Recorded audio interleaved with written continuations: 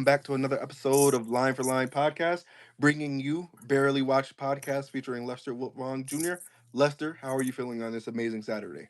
I'm doing pretty good, man. What's going on with this weather? It was like a foot of snow earlier in the week, and now it's like 60 degrees. Well, living in the Midwest, up north, we have like the bipolar weather.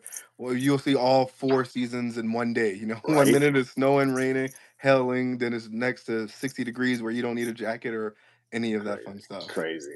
Yes, sir.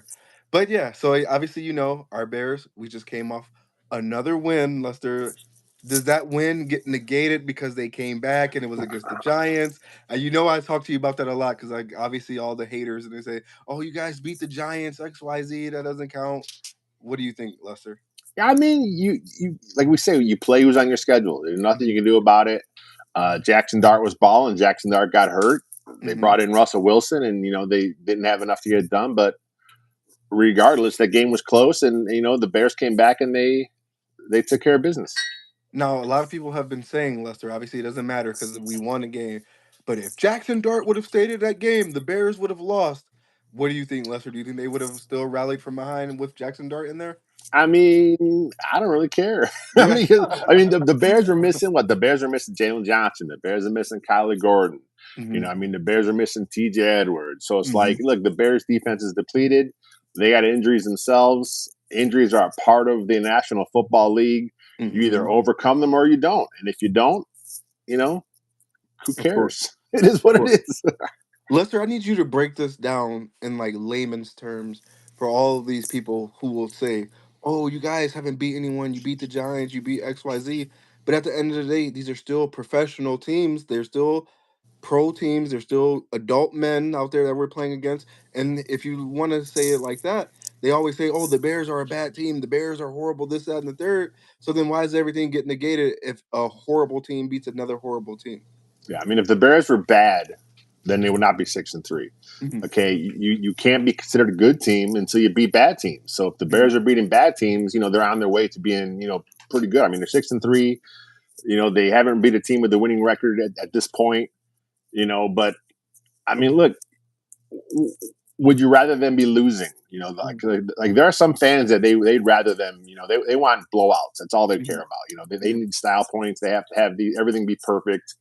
Like, I don't know if some fans watch other games around the league, but no quarterback is perfect. No defense pitches a shutout. I mean, the other guys on the other side are paid to make plays too. So, games are tough, and I think you hear the players talk about it. You don't apologize for a win. It doesn't matter how you get there. It's the National Football League. You got to get the wins, and however you get them, and then you forget about it in a day. You Hmm. refocus, and now you look towards the Minnesota Vikings, and that's what the Bears are doing. Of course, I think people say, "Oh, we're supposed to forfeit this game," like to say the Bears going, "Oh, we have the Giants tomorrow. Yeah, let's just forfeit that one. They're not a good team. We can't play them. We had to go against the top tier teams and top tier teams only." No, it's like I said, there's some fans that just want that. I mean, Yeah. and the worst part about it with social media, those fans are elevated, right? Their takes are elevated. That seems Hmm. what the algorithm pushes because people want to dunk on them. Hmm. People want to comment back to them. People that are happy and content and having a good time. They just don't. They're not chirpy, right? They're not talking trash. So, Of and then course. of course you get a lot of other fan bases like this week the Viking fans are all over the mentions, right? I mean, they're really chirping about stuff, and it's the Caleb's this and the Bears are that, and Ben Johnson's this, and it's like, okay, who cares? Just Yes, sir. Sunday will happen, and we'll see what happens. Now we're obviously in Minnesota for that game, Lester. What quarterback will we be facing? Will we be facing JJ McCarthy or his alter ego Nine? Who Oh who my will we god, yeah, face out there? that's so cringy, right? How we came out with that. Look, a lot of players do that though. They get in the mindset, but the fact that he decided to share that with everyone, I'm Mm. like, I don't know, man. It's just, I don't know. Like, look, maybe this is just the new generation. Maybe I'm old school. Mm. There's certain things you just don't have to talk about, but it is what it is. And he kind of put that out there, and he's making clown this whole week. People are making fun of him, especially Bears fans. They're all over this, right? Mm-hmm. So, they Bears better win, otherwise they'll be coming back at him. But look, McCarthy is young. He only has what 4 starts in the league. He had some injury issues this year. I liked him as a prospect coming out. I think he has a lot of upside. but he's got to be in the right situation. And I think with the Vikings, Kevin O'Connell is a fantastic head coach. He's a fantastic play caller. Hmm. He'll have him in a good situation, and he is not a finished product. Just like Caleb, right? Caleb's young; he's still growing into who he is. But a lot of fans look at McCarthy stinks. Even Vikings fans. I try and follow the league as much as possible. I try Hmm. and kind of poke in and other sites on SB Nation to see what their fans are saying, and it's a lot of the same thing that Bears fans are. Oh, JJ McCarthy's not very good. The Vikings got a bust. It's like, dude, why are fans across the National Football League so quick to call their quarterbacks good or bad? It's like, let this whole Right. thing play out. I think McCarthy's going to be fine. That said, I hope the Bears kick his ass on Sunday. Yeah. Yep. Yep. Yep. Now, speaking of the Bears, Lester, we have to talk about this defense who has been stepping up and filling those voids when you would think the voids would not be filled with the injuries to Jaylon Johnson, Kyler Gordon, TJ Edwards. And speaking of this defense, we see that Jaylon Johnson's 21-day practice window was activated and they still have him listed as questionable for Sunday, which I don't see him playing until we play the No. Packers, but that's just me. I just think it's optics. But how has this defense been able to do what they've been doing? If you look at Montez Sweat's numbers have been going up within the past couple of weeks. He's actually he has one less sack than Micah Parsons, who just got paid all that money by Green Bay. Yeah, real quick to address the Jalen Johnson thing. Yeah, he's listed as questionable. That's more of a bookkeeping thing. Hmm. Once you activate him off IR, like you put him in the 21-day window, if you practice on the field, if you're out there at all, you have to be called limited. And then, Hmm. the Bears aren't going to play him, but he's limited, so they call him questionable. He's not going to play because he's not even on the roster. So Of that's course. just a bookkeeping thing. He's not going to play. But yeah, I mean, they've been kind of doing things. And look, as bad as this defense is, and it's a pretty bad defense, they do Hmm. two things pretty good, right? They take the ball away. They still lead the league in takeaways, Hmm. and they're pretty good on third down. The last I checked, I think they're top 5 in third down conversion percentage against, Hmm. which is you got to get them off the field, right? So those two things are figuring out a way to do it. And you hear the players talk about it. Dennis Allen has a lot of nice packages he puts out there just for third down. Like he saves them, right? He saves them for big moments. I don't know if you caught the latest 1920 football drive the Bears just put out this week. Kevin Byard talks about how in the Raiders game they had a couple defensive packages just for Geno Smith that they saw on film. They put him out there, and those are the two plays he got his 2 picks off. So it's a very good coaching staff on both sides of the ball, offense, defense. Dennis Allen knows what he's doing, and look, he's getting by right now with smoke and mirrors, but eventually Jaylon Johnson will be back. TJ Hmm. Edwards will be back, right? Kyler Gordon will be back. And as long as you stay relatively healthy, I mean, this might be pretty good by the time the season ends. And man, if the defense is pretty good, the offense is clicking, they may make some noise. Okay, let's hear. Just tell me what it looked like to have a guy like Jaylon Johnson back out there. And obviously, let's say we do get him and Kyler Gordon back. What does that do for CJ Gardner Johnson, who has been playing lights out as well, too, coming up with a couple of big sacks and a couple fumbles and just doing his thing out there? Yeah, Jaylon Johnson is the big one because he is definitely a Pro Bowl corner. He's your best player on the team, right? He's a multiple time Pro Bowler. He's been an All Pro in the past. He is a very good football player. And then you talk about Kyler Gordon, who the franchise was really high on in the offseason. They paid him the big extension. Dennis Allen talked him up like he was going to be a guy that moves all over that defense. Hmm. So you get these two guys back, and then now what do you do with C.J. Gardner Johnson? I think Dennis Allen will figure it out, right? I mean, Hmm. if you play more dime, I mean, look, if you're going to play a lot of nickel, that's obviously Kyler Gordon. But maybe you want to rotate T.J. Edwards a little bit off the field, just kind of keep him fresh. Maybe Hmm. you give Tremaine Edmonds the occasional blow to get C.J. out there.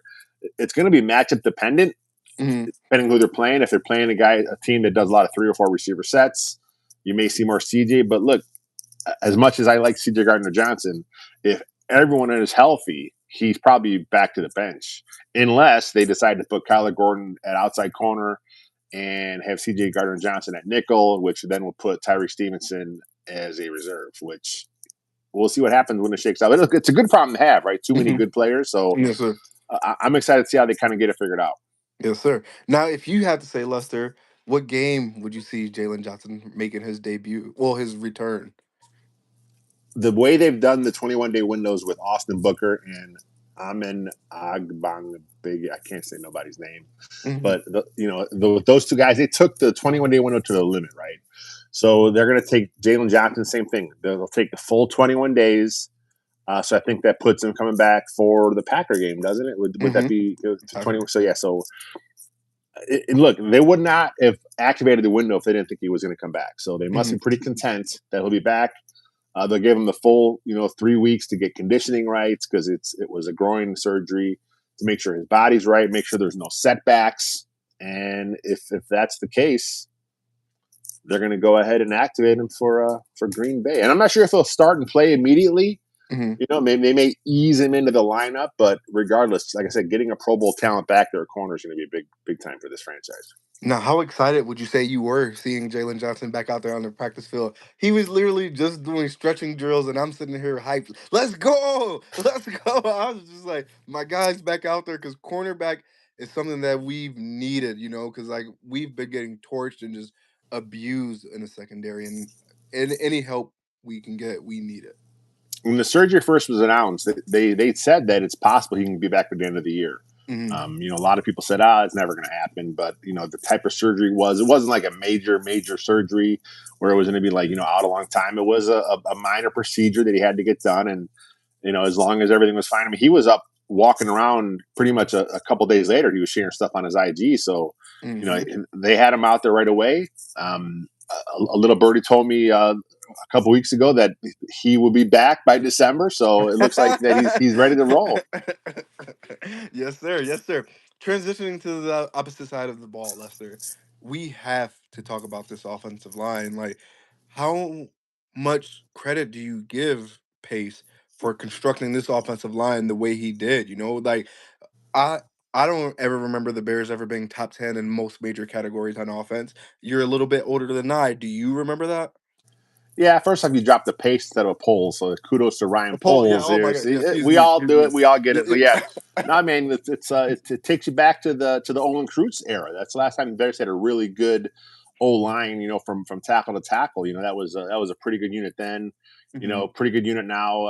Left tackle Theo Beneday. Yeah, he's not the most consistent, but man, when you watch the film with Beneday, he gets everything he can out of each rep, right? Mhm. Yes, sir. And look, he's still learning. He's still growing. He's still got some technique problems. I talked to someone else. I said he's kind of like a poor man's Kyle Long. He's Mhm. kind of has the same physical style. He kind of lunges a little too much. He tries to win with strength more than technique. And Kyle Long could get away with that because he was just a really really good athlete. And then he eventually became a Pro Bowl player for the Bears. Look, if you have Benedict coming from an undrafted free agent spot, if he just has cemented himself as a 10-year guy in the league, kudos to him. I'm not sure he's your long-term starter left tackle, but he is fun to watch play football out there. Yeah, and obviously you got Joe Tooney out there, the veteran. Man, Darnell Wright. What's the senator's name? Doug Drew Drew Dahlman's Dahlman. There doing, we yeah, he's go. There playing we go. good Drew Dahl. football. And, Yeah. Jonah Jackson, man, look, when Jonah Jackson was picked up, a lot of Bears fans, oh, this guy, whatever. He stunk last year and with the Rams. And, Hmm. yeah, he wasn't very good. He got injured a couple times. They tried to put him in a new position and it just didn't work out in LA for him. But, he got huge money to go to LA, right? Hmm. He came to Chicago as a nice trade for the Bears. Ben Johnson trusted him, believed in him. He knew he would fit his scheme well. And he had a rough start to the season. I talked about it on my show earlier this week. It just takes time for O-line to gel. Like Hmm. he's in a new scheme, a new system. He's got two new guys next to him. The entire line has to get that continuity. And once they get it, once they start learning, how to pass off the block, how to work up to the second level, Hmm.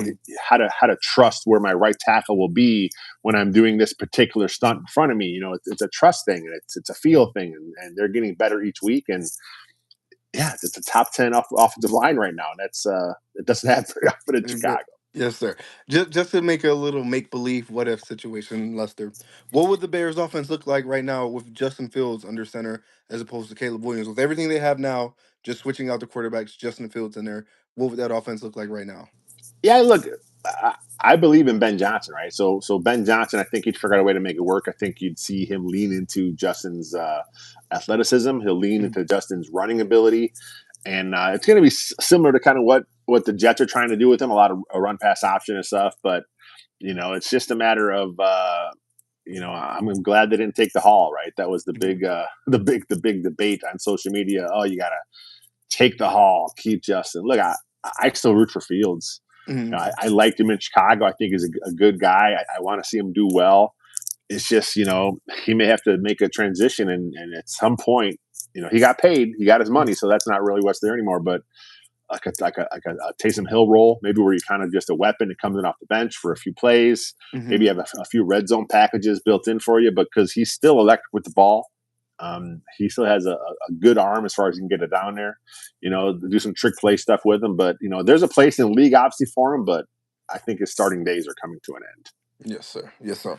Now back to our quarterback, Caleb, our guy.